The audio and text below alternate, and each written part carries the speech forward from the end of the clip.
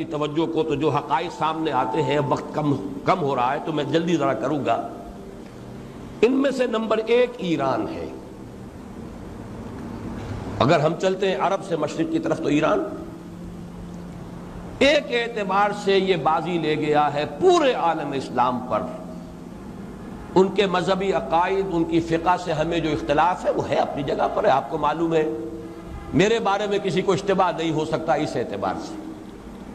میری جس درجے دشمنی رکھی گئی ہے، جس طرح میرے سر کا جو ہے مطالبہ ہوتا تھا، 2 ہی آدمی تھے پاکستان میں کہ جن کے سر مانگے گئے، ایک کراچی کے وہ شاہ بلیغ الدین صاحب اور ایک نے، تو اس حوالے سے وہ اپنی جگہ پر اختلاف ہے، لیکن اس حقیقت کا اعتراف کیے بغیر نہیں رہا جا سکتا پورے عالم اسلام میں یہ واحد مسلمان ملک ہے جس نے بہرحال اپنی شریعت، اپنے عقائد کے مطابق ایک مذہبی انقلاب برپا کیا ہے۔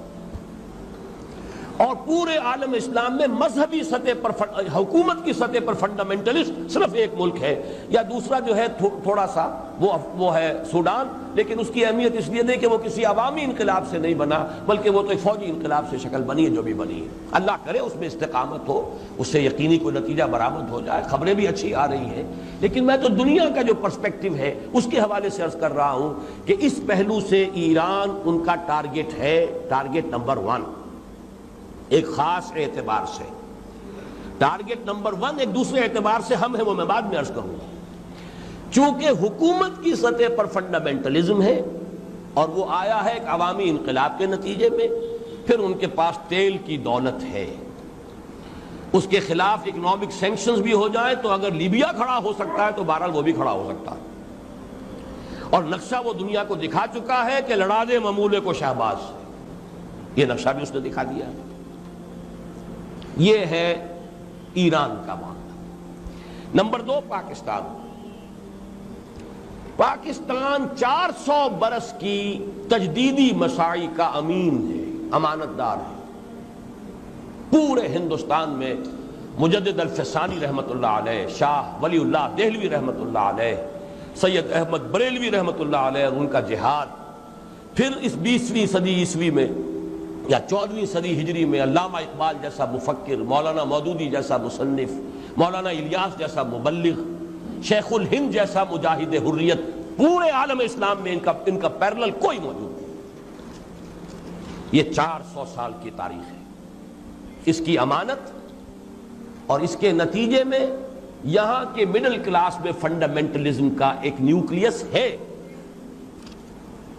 اگرچہ حکومت کی سطح پر کوئی پیش رفت نہیں ہو سکی آج تک، بلکہ اب تو پسپائی ہو رہی ہے، اب پیچھے ہٹ رہے ہیں۔ وہ ہمارے ان سیاسی جو بھی زعماء ہیں، جو جماعتیں ہیں، ان کی غلطی اور الیکشن ہی کو واحد میدان بنا کر اس کے اندر اپنا سارا وقت و توانائی اور قوتیں ضائع کر دینا، یہ ہے در حقیقت جس کا کہ یہ صدا مل رہی ہے کہ اس اعتبار سے تو پسپائی کی طرف ہے معاملہ، کسی پیش رفت کی طرف نہیں ہے۔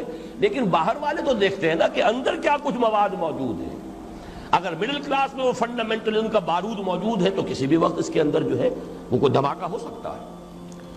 دوسری بات جو ان کے لیے ایک اعتبار سے ٹارگٹ نمبر 1 ہمیں بنا رہی ہے، وہ ہمارا ایٹمک نو ہاؤ ہے۔ پورے عالم اسلام میں اور کسی کے پاس نہیں۔ اسلامی بم اگر بنے گا تو یہی بنے گا۔ یہ ہے مختلف اسباب جس کے بنا پر ایران اور پاکستان کو آپ بریکٹ کر لیجئے، یہ اس نیو ورلڈ آرڈر یا